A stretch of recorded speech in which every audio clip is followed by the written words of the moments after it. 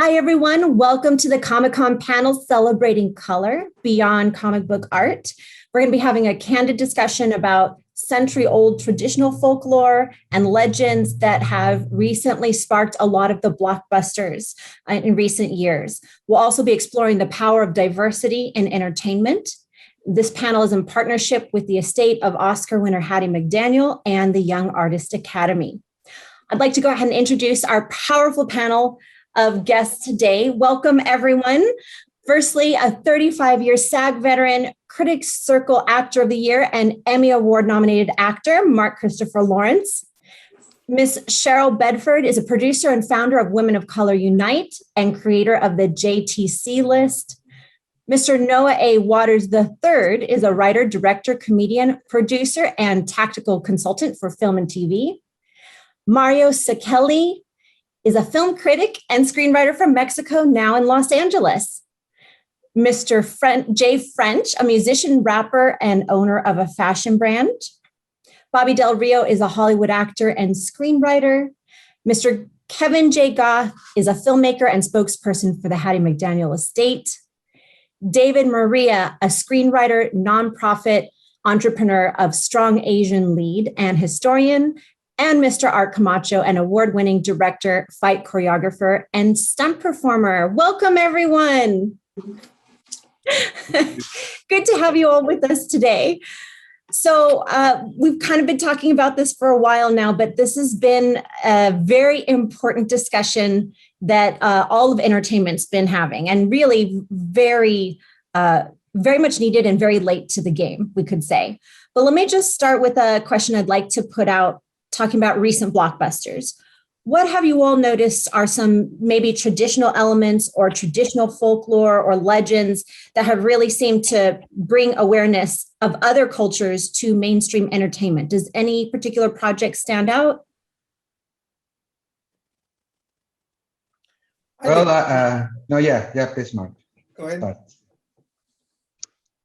Mario, go ahead. Sorry, okay. Well, I will say, like, as a Mexican, Coco, no, it's a film that really touched the core about how it's to be a Mexican, and also about the Day of the Dead. And people know about our festivity, and I think in America, especially in the United States and Canada, they are celebrating more often this party. And I think it was an accurate portrait. And what, as a Mexicans, we were so worried at the beginning when Disney said they're going to do the movie, because you don't know if they're going to portray it right.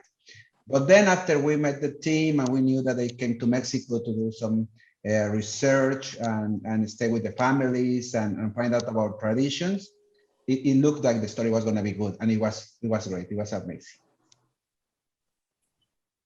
That's great. Anyone else? Well, I just want to bring up like Black Panther, for example. There's been many Black cartoons and comic books that I grew up reading, and none of that had been represented until then. And then all of a sudden now there's lots of things like Nick Cage came out on television after that. So it sparked a whole new generation of viewers as well as content.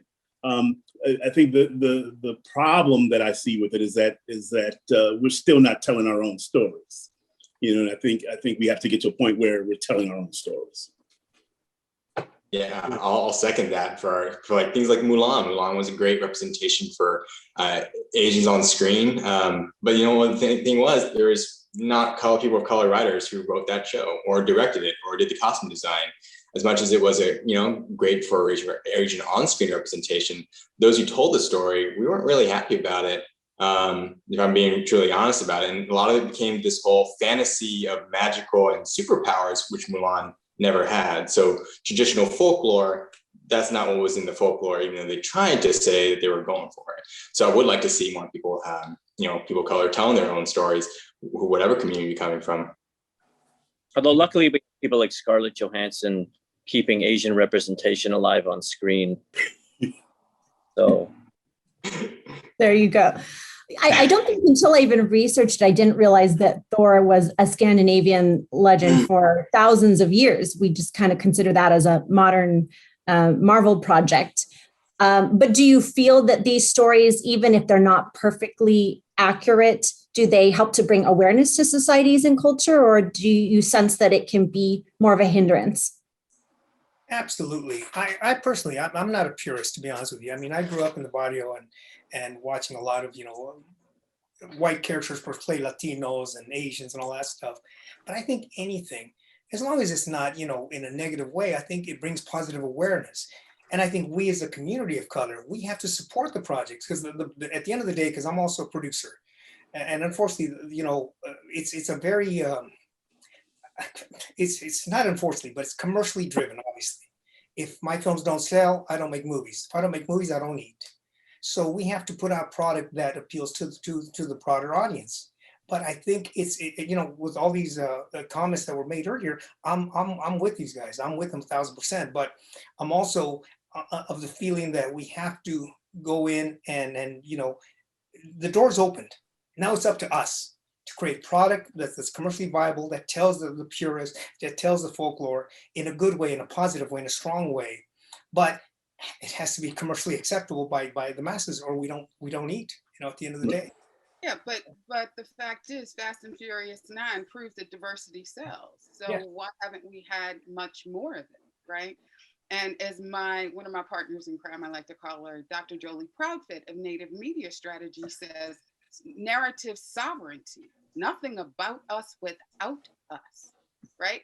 So that, to me, that is what is important now, that we tell our stories, because so many of our stories still have been centered around, the white male gaze. It just has. Yeah. Right. So we have these, even within Black, Latino, Indigenous, Asian stories, where we still are there, Bagger Vance, we're the magical Negro, right? Right. So, right. So we have all of these things, even what you're talking about with Mulan, David, right? We're not magical, right? We're good and we're bad. Where our story, here's the other thing. We're not a monolith, right? David's story isn't Bobby's story. My story isn't Jay's story, right? So we're not a monolith. What I'm really excited to see is that the idea, Gen Zers, they're really driving things these days.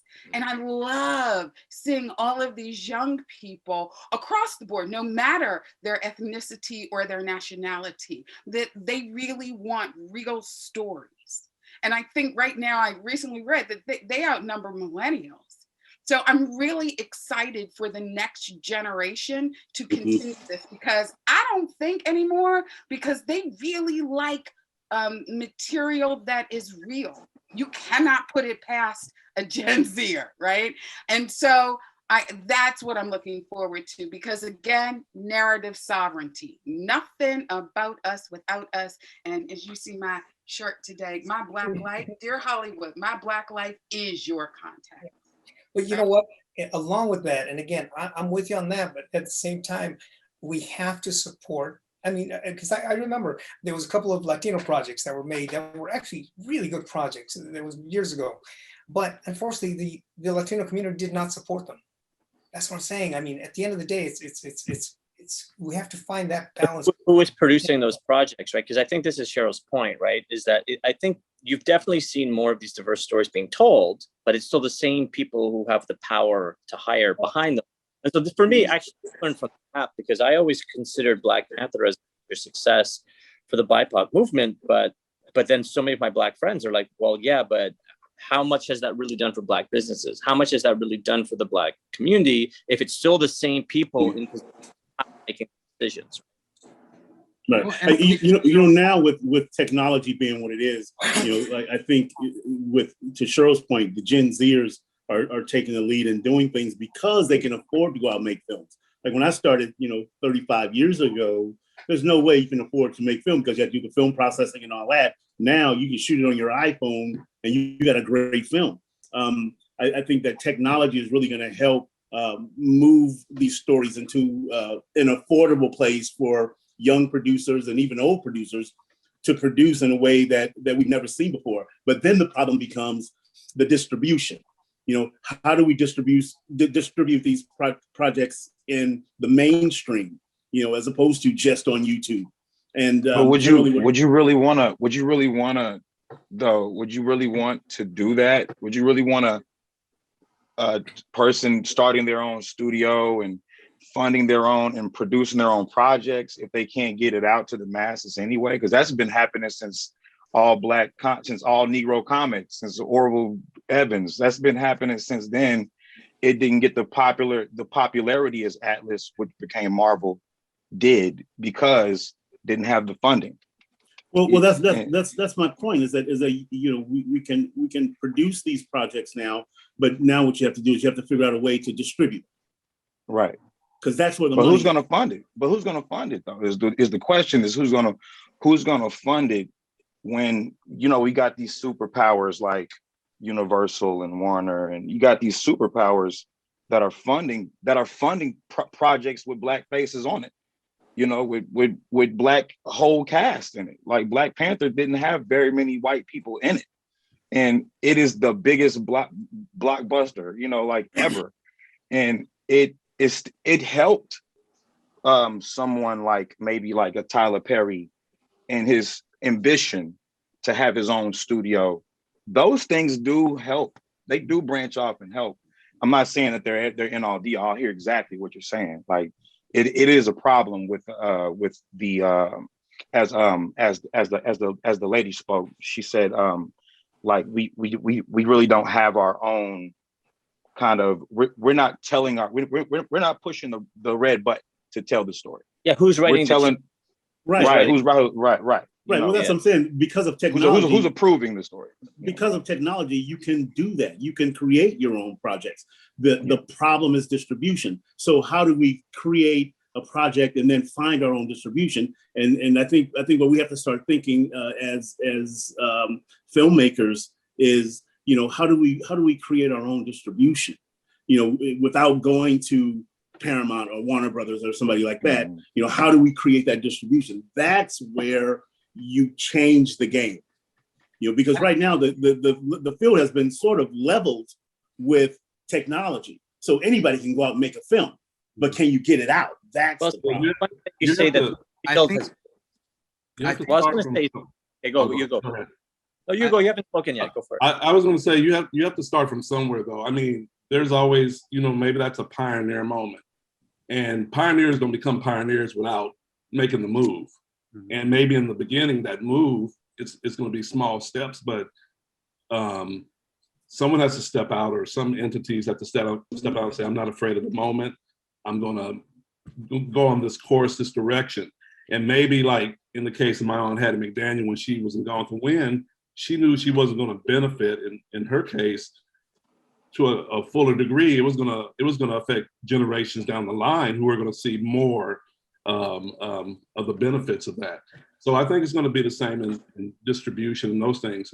Someone has to create that infrastructure and start from there and start building on it. See, I think somewhat illusion of progress happening though, right? Because I think, and it's funny because we talk about this a lot on Clubhouse in the film space specifically, about the power of the streamers. And there is this illusion that it is a level playing field, but is it? I mean, if your film's not going through Netflix or Amazon, I don't know, maybe Disney Plus, like there's a small handful, right?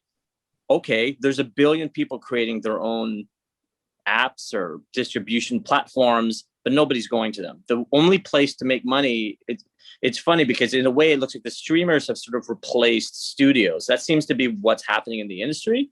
So it's still only like a small handful of people who have the power. And I don't know what that sort of like corporate structure looks like in terms of leadership, but generally it seems like it looks the same to me as it always has. Actually, it's not. Roku. There are a ton of people out there. Here's the thing to understand. We have to change our definition of success. And what I mean by that is our definition of success is actually rooted in white male supremacy. It's rooted in the corner off the six-figure, blah, blah, blah, blah, blah.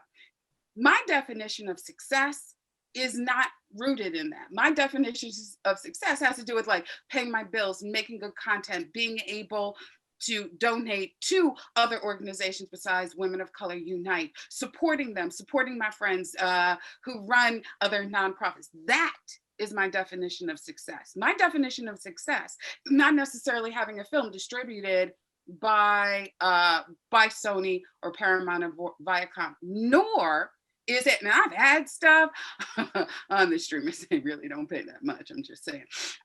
So, nor Netflix or Amazon. It's going out, like we have a partnership with Genre TV, which is dedicated to marginalized content. We launch on Juneteenth.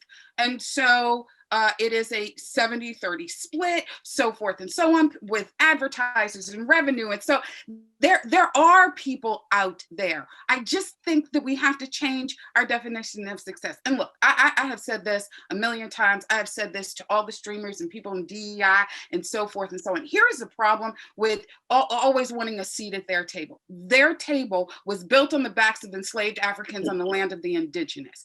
I don't want to sit at a table that's built on the back of my ancestors. See, I'm off in my own way, in my own corner with people who get it. We're building our own table. And when I ask people to come in, allies or co-conspirators, accomplices, I always tell them, step up or step off, right? But what if they invite you? What if that table says, come sit at the table with us, a round table where there's no head of the table, and create your ideas? Like right now, you can look at Gucci, like the head designer there is Dapper Dan from Brooklyn now.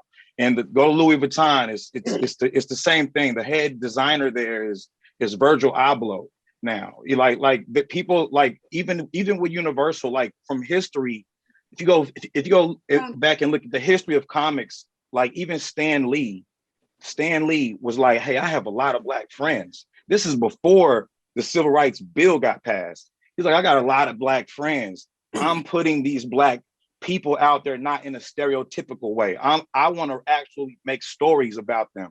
Like Falcon, which came out in like 1968, the same year Martin Luther King died. Mm-hmm. Falcon was the first Marvel comic character to be created without the Black name on him, just the Falcon, and he's a Black guy. And then the Green Lantern was created in the middle of the civil rights the first Black Green Lantern became a thing, and they were hitting on actual real social issues with the Black Green Lantern. They were saying, this guy, can you guys hear me? Yeah. Okay. Not the first Black Green Lantern. They were telling the stories in the magazines about, like, man, he doesn't look out for the Black community, and this was going on in the magazine. Like, it's always been an issue of Black and white versus Black, and that's why we can't work together that well all the time, is because somebody's always feeling resentment towards the other whenever they feel like the other is doing better than them, when we all kind of work together to tell the same story. Like Luke Cage was the first African-American comic character, superhero that was from America. All the other ones was from Africa, even Black Panther. And Luke Cage came in 1972. And just think about it. He was the first one that was an American Black person being told a story about right here in America. Everything doesn't have to be really Black and really white. We all can be blended and diverse, and that the Black and white contention is what stops a lot of things from happening.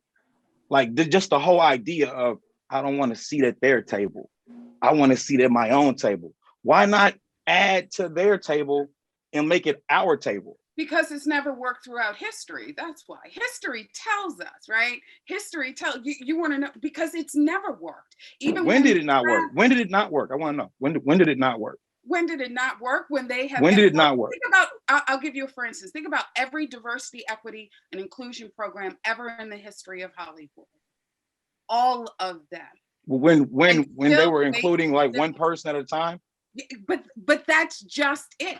Their table has always been one, and they've had all marginalized people fighting for these few seats at this particular table. See, and that's just it. I'm not fighting you. I'm not fighting David. I'm not fighting Bobby. I'm not fighting Art. Right. I'm not, because that's the way that it has always worked. It has never been all of us at that table. What they want us to do is to fight each other. That is what history has said. That is what diversity, equity, and inclusion programs in Hollywood have always done. That is why, and here's the other thing. If it is truly about money, if it is truly about us working together, as I always say, in the state of California, when a company is run by a woman of color, profits go up by as much as 30%. So if it is really about meritocracy, if it is really about money, we're the only ones that don't need a diversity, equity, and inclusion program. When a company is more inclusive, the workforce output goes up by 33%. And yet, even knowing all of that, it's still these diversity, equity, and inclusion programs. It's still making us fight for all of that. That is what I am saying. So when they are ready to actually be inclusive, sure, I just don't see it, nor do I buy it. And that is based totally on statistical analysis. Yeah, but let me bring my hat. I also teach film history, and I think Hollywood also bring us, and I'm not like pro Disney or pro Hollywood. So it's gonna sound like this because my interventions are like that, but it's not like that. It's obviously the Latinos. Oh my God, we really need so many characters out there. Even Star Trek needs a Latino character, but that's another conversation that maybe we can speak later. But I would say that in this more than 100 years of cinema, we have great examples of integration, different races, different points of view. I'm telling you, as a Mexican, countries like Mexico, we learn about the world watching Hollywood movies.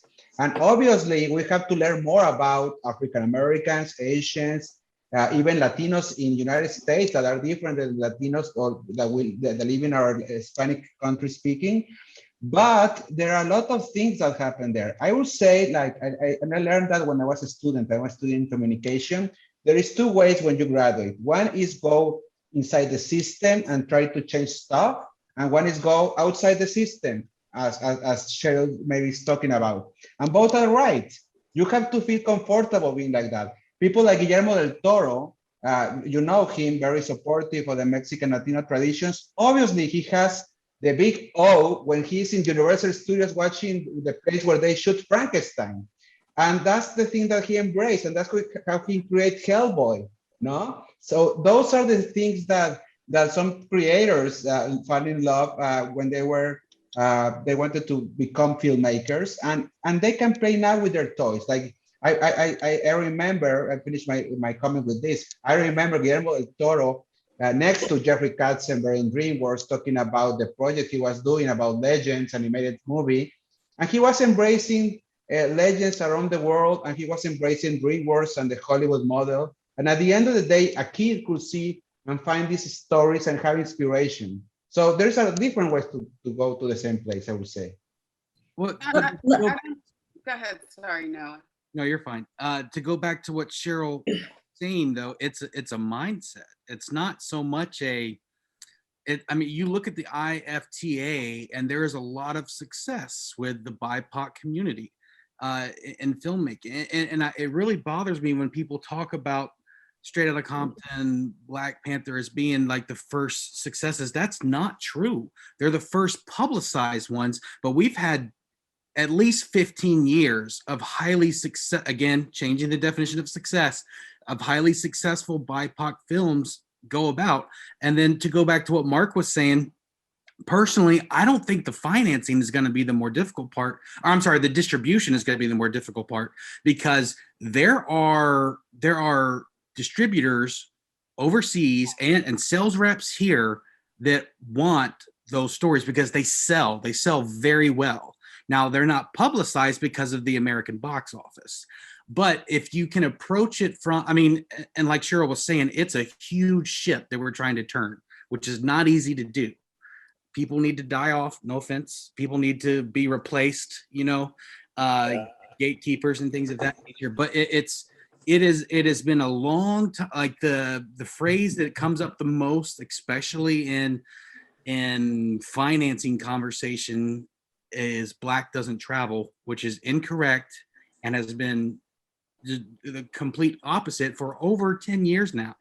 Again, it's just a mindset thing that we have to change so that we can get the P&A from no offense to the IFTA, I love the IFT, to the studio system. But it's not a separate, BIPOC films is not a separate genre. It's just, it is a film that is a horror, a Western, a drama, a sci-fi that happens to have diversity and inclusion, which goes beyond demographics, but sells because of the quality of the storytelling, because of the diversity of the memory palette it's coming together to paint that story with. Like you look at you look at films that quote unquote are a BIPOC film, and it's like the 4 leads are people of color, and then it's a completely straight white male below the line film. Like Cheryl was saying, those are stories that need to be told by people who care about the details of that storytelling, which comes from diversity and inclusion, both above and below the line. No, one thing about foreign distribution, I worked with franchise for several years. I worked with gosh, I can't remember his name right now. Anyway, my point is that my career has been mostly comedy. And comedy does not travel overseas the way it does here. That's very hard. And so in that way, like if I'm producing comedy content, I have to produce and distribute here. And so if I'm not getting a fair deal at the table, then I got to create my own table. I have to figure out a way to distribute where I can get a fair share of the pie. And I think French, in your industry, in the music industry, there's 18 slices of pie, and the distributor takes half right off the top. So right. So how do you go and change that dynamic to where your content is your content, and you give them a piece to do it, as opposed to they take half of it and pay you pittance on top of it, after they made all the money. Yeah, and so I think 100%, you're correct. There's always caveats, and comedy and westerns are two genres that have got to have domestic, financial success in order to be a thing. Yeah. Well, I mean, even if you look at like Devil in a Blue Dress, for example, which was a fantastic film, Denzel did, and it made money. It didn't fail at the box office, but they didn't want to do the rest of the series because it didn't make them the money that they wanted to make, because they had to pay Denzel a big whop up top.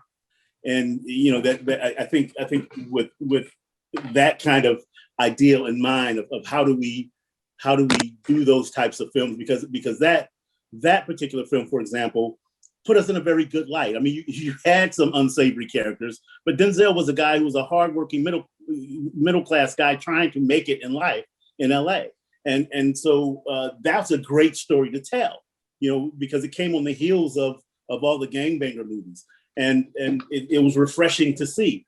So ultimately, I think distribution is really important. Let me thank you for all these comments. I agree that distribution is important. It's important the way things are distributed, but I don't think go ahead. I'm sorry. Oh, no problem. I just want to try to bring it back a little bit to the consumer perspective. And I do have a question. Maybe Mr. Moriya, you could start us off. All these newer projects and the newer themes, do they hit the mark? Is it even possible to please everyone? I mean, it's not. I don't think it's possible to please everybody. You're always going to get somebody to say something about a particular person, problem, a detail that's missed, something that's there. But I think there are better ways to alleviate that. Is it Halloween missing its mark? Yeah, I think there's a lot of stories that aren't being told. And when they are being told, they're not being told by the right people. So even when we're having the conversation about Asians being in the room, or Asians being in the showrunner position or the director's position, well, Asian is such a wide demographic and wide diaspora. Having a Chinese person tell a Japanese story is very different than having a Japanese person tell a Japanese story. And Japanese, and I'm Japanese, for anybody, I'm Japanese American. And then to that point, it's like Japanese is very different than Japanese American. And Japanese American book post-war versus pre-war is very different. So my family's been in the country for over 100 years. Came before even the occupation of Korea. So my family's very Americanized. But some people who come after the war, who are maybe second generation here or immigrants here themselves, they still very tied to Japan in a lot of ways, in culture and just family traditions being passed on. That's not in my family. So me telling a different story and telling other people's stories in certain places, like I cannot tell a Vietnamese story. I want to learn. I want to be a part of that project. It sounds really great. But having a Vietnamese person tell that story is more important than me telling that story. So having those conversations within the writers' rooms, who's directing, who's telling, who gets to make those details. And I would say, if you just put someone who's going to, a white person who's going to tell these people of color stories, they're going to miss something or say, no, that isn't believable. But to us, it's believable. And I think that makes a lot more sense. So are we missing the mark? Yeah. But do we have a chance to make it better and stronger? Absolutely. Like that's the next step, is for not only for us as creators here doing something and making it happen, but for the next generation to say, you're the ones coming up. You're the ones who are going to have more power than we did and we're growing up. So what are we doing today that you're going to start creating your own stories? I think that's really important. So, Mario, you had a point? Mm-hmm. So David, just let me add on it, because with Latinos is the same. It's like everybody thinks that Mexicans are the ones who live in the south of the United States, and there are thousands of countries that speak Spanish, and also Spain in the other side, no? So, and here in America it's different, the Latino, and even in Mexico, the country that I grew up, we have like, I don't know, 10 different ways to be a Mexican. But we should, and that's where I also agree with Cheryl. We need to tell everybody that we are more than just one thing, one stereotype, you want to say it, or even that you create an amazing character. We are more than, they say, we are more than Black Panther. No, it's a different way to be an African American, or to be a Mexican, or to be a Latino. And I will say that because we have now these things, we're going to see more stories or characters that come maybe underground, like the comics in 100 years ago. And the trick now, and put this on the table, is how people, the audience, embrace these stories and these characters. Because this is when you can say, hey, I have 2,000 followers or 1 million followers or readers. Let's make a movie. Let's make a short film. Let's make an animated film. At the end of the day, we need someone that has the story, another one who wants to put money in our pocket to make the story happen. I see. I think it's actually simpler than all this. I think that there's so much power in genuine effort. And I think for so many of us who've been fighting people of color, for me, it's been 2 decades, right? I'm half Chinese, I'm half Italian. And I just think, and just like Cheryl talks about all these programs in the United States, I'm in Canada, and it's been this thing. There's all these programs that are designed to try and recruit like people from multicultural backgrounds, but they're disingenuous, right? And I think that when you actually care, that's when we want to know what's the difference between Latino and Hispanic in all the different countries. What's the difference between all of the different Asian countries, the diaspora? What's the difference between being from Africa, being from Jamaica, being from the United States? And I think we need to empower the people who are the true advocates within the system, where there's those of us who care, who want to know, who want to build, stories with all of our cultures, right? And sort of like, who's actually interested in telling the stories? Because for me, I don't know. It just seems to me it's kind of like we have to kind of get angry and yell and protest and all of these things to get their attention, where I feel like, don't you want to know these stories? Aren't you part of the world? To me, that's the starting point.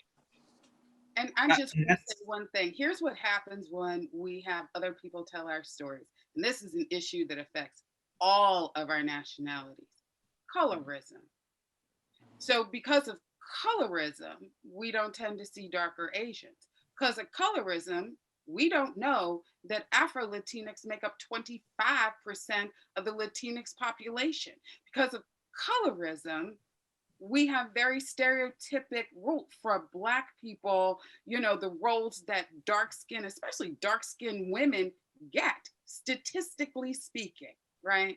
That is something that happens when we let other people tell our stories. And sometimes that is what happens when we tell our own, because we've been so indoctrinated into white proximity. We just have.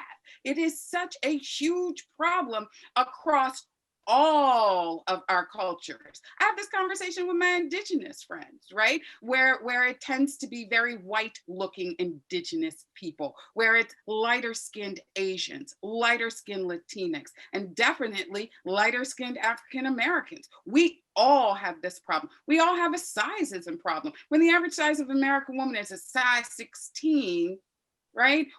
We leave 1 trillion, that is with a T, $1 trillion on the table when we don't appeal to the disabled community, which make up 20 to 25% of our population. That is what happens when we don't have narrative sovereignty. I'll tell you a funny story. We pitched a show one year, and so we had in our book, pictures of people that we like to be in it. And it was representative of what my family looks like. My father is like a midnight black. I'm red. My sister is yellow. My brother is almost white. And in the midst of the meeting, they were like, well, these people don't look like they're in the same family. I said, this is my family. They look just like this. And they don't see it the way we see it. That's true. Let me, we always have such a good time on these panels, and we're grateful to San Diego Comic-Con International. But I'd love to get, if possible, a brief takeaway from each of you. Maybe Mr. Camacho, you can start off. If you were going to give a brief takeaway for the next generation of artists, producers, studio heads, and directors, what would that be? I think at the end of the day, we have to have some kind of integrity and some kind of base where we start from, as well as, as artists, number one. But equally important is keep in mind, to me, if I want to do it as a hobby, I will tell my stories 24/7. If I want to do it as a living, I have to find that balance. And that's what I keep stressing. I see all these valid points here, but I'm on the street. I have to raise funds for my films. I have to sell my films. I have to cast my films. And a lot of times that's not stressed enough. Because I talk to a lot of young filmmakers. I go around the country when I do films. I actually shot a film in Russia, and the reason I bring that up is because the film in Russia, it was an historical film about soccer being introduced to the country of Russia, and I don't know nothing about Russia. I know nothing about soccer. I know nothing about so many things, but I know how to tell a story. And at the end of the day, that's why they took me from the United States to Russia to do this Russian film in Russian language, which I don't know either. But at the end of the day, my advice and my suggestion to people is keep in mind that it's art, it's culture, and it's commerciality. Those things always have to be, and you said, does Hollywood hit the mark? Not all the time, but the fact that they're either attempting to or trying or whatever you want to call it, they're putting product out there with people of color. I think that's phenomenal. That's phenomenal. Thank you. Mr. Goff, same to you, please. First, I would say that Hollywood's been traditionally not proactive. They've been reactive. Usually they'll kind of steer to making a change when the pressure's put on them, when they're backed into a corner. It's not usually out of the good graces of one's heart that they go, you know what, let's make Luke Cage today, or let's make, like, prior to that, there were years of trying to get these things done in certain instances. And then you have all the civil unrest and the pressure builds, the lid's about to come off the pot. And then they're like, I think we're gonna do this, and we were planning on doing this all along. It was because, well, now you have no choice, or you feel you have no choice, because now there's that unwanted incentive that you have to do it. So I would say that we need to look at, if you're talking about real life versus Captain America or Black Panther or Thor, what's happening on the screen versus what's happening in the streets, what's happening in the education system. Do they match up? They don't match up. I was arrested at my house talking to my neighbor. We were handcuffed just a few years ago. 2 Black men talking sports. The police pull up, whip out their guns, face your garage. They handcuffed us. They told us it was one thing in the beginning, they told us something different at the end. And I'm thinking, this is the 21st century. And so what a person sees in real life is going to affect how they see things in a particular industry and on the screen. And those stories that all of us are saying that need to be told, but who's controlling that narrative? Who's controlling, so we have to think about those things. And I do agree also that there needs to be a balance of, you can sit at the table of the big dogs, but I think we should, like the stock market, diversify, work on your own things with a group of like-minded people and kind of cultivate those things as well. And if you get invited to the big table in that realm, that's fine too, if it makes sense for you. And that way you're still nurturing what your lens is seeing or wants to see. Thank you. Bobby, brief takeaway for the next generation? Okay. What do I think? So I'm in Toronto, Canada, but I'm now repped as a screenwriter and actor in Hollywood. So it's interesting because I have somewhat of an objectivity of the US market because I've been outside the market for so long, right? But I've been doing this work for a long time. I actually have a lot of optimism because I come from a country where these conversations just didn't happen until very, very recently. And I've met so many leaders like Cheryl Bedford and Yvette Vargas, all these people from all these different communities, everyone I've met today. And you realize, man, there's so much talent in the diverse communities. There's so much brilliance.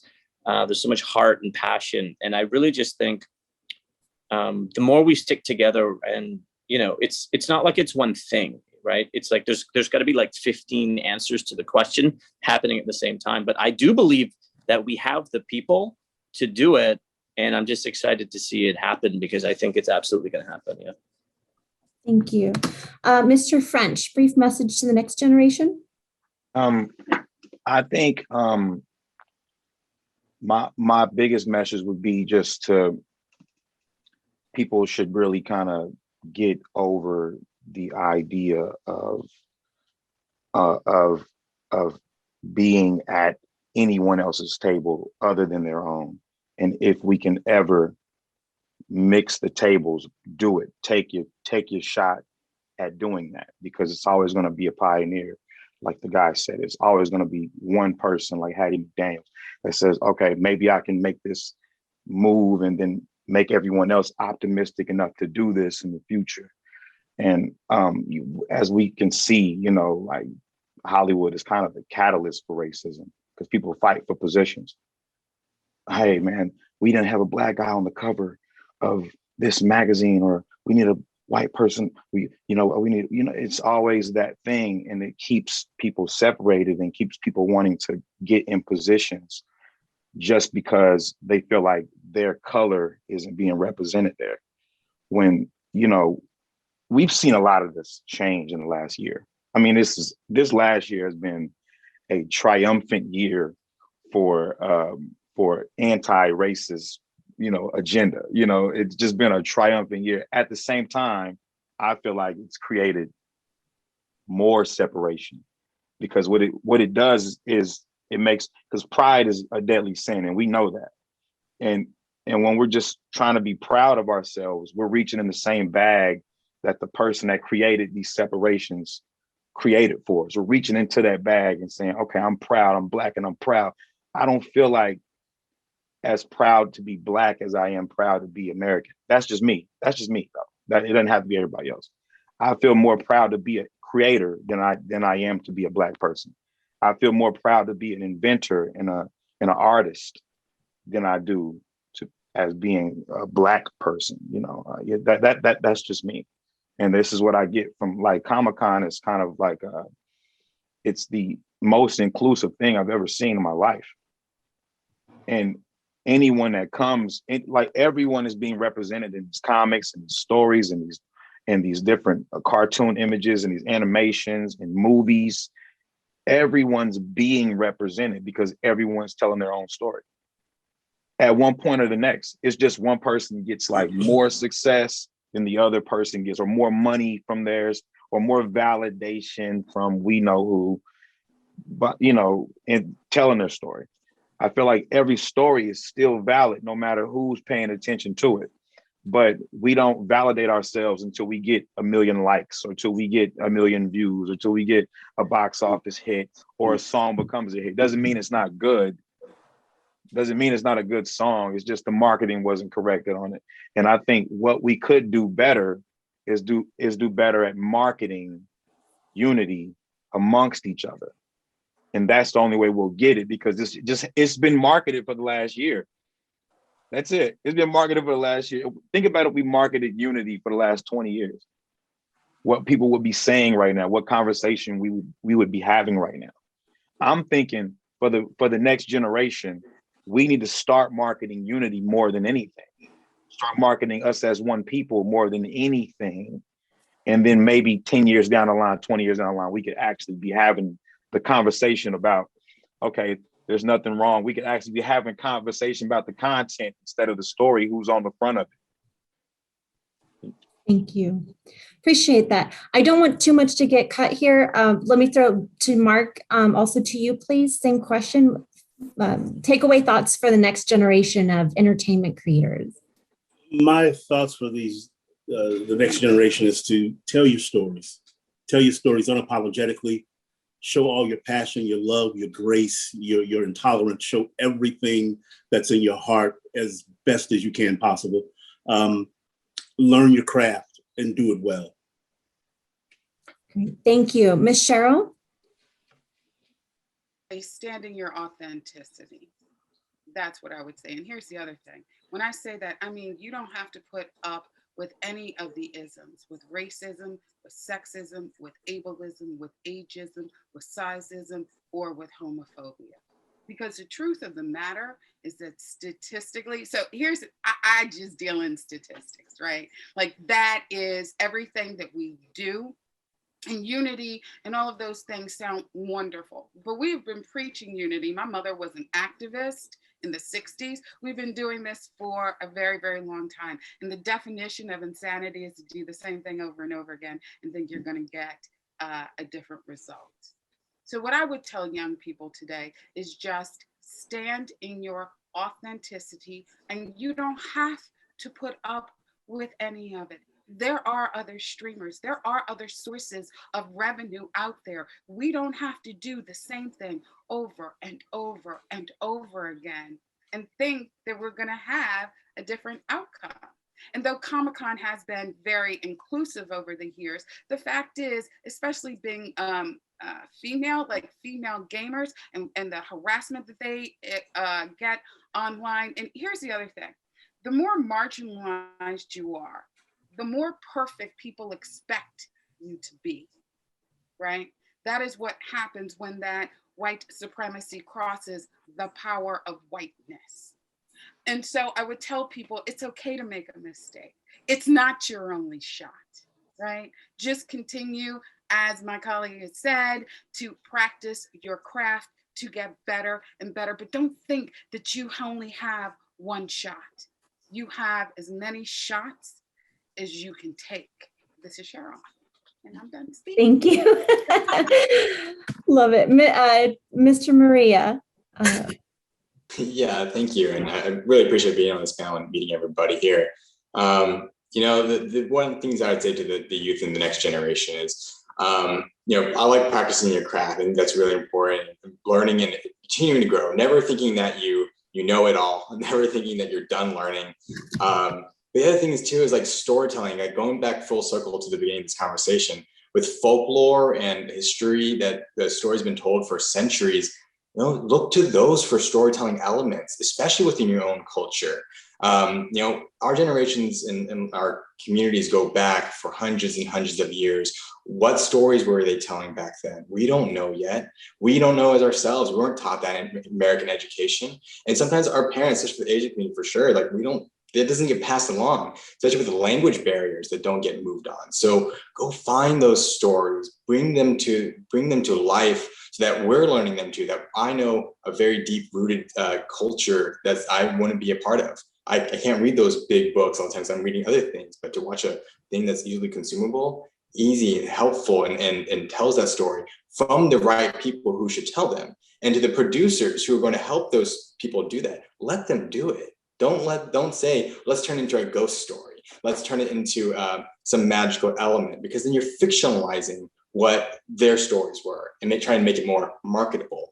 But when you really let them do very authentically, the people who want to hear those stories, who believe in them, who know them like viscerally, they're going to go and say, this is the right way to do it. And that's how we're going to be able to say authenticity and bringing those slices of stories. So to that said, just be authentic in yourself, write the stories you want to write and stick to it, but enjoy it too. If you're not feeling passionate about it, move off. But if you feel you think about it all the time, you sleep about it, you dream about it, you just can't stop thinking about it like I do, like you just keep going for that. So, empower the next youth, keep going, everybody. Thank you so much.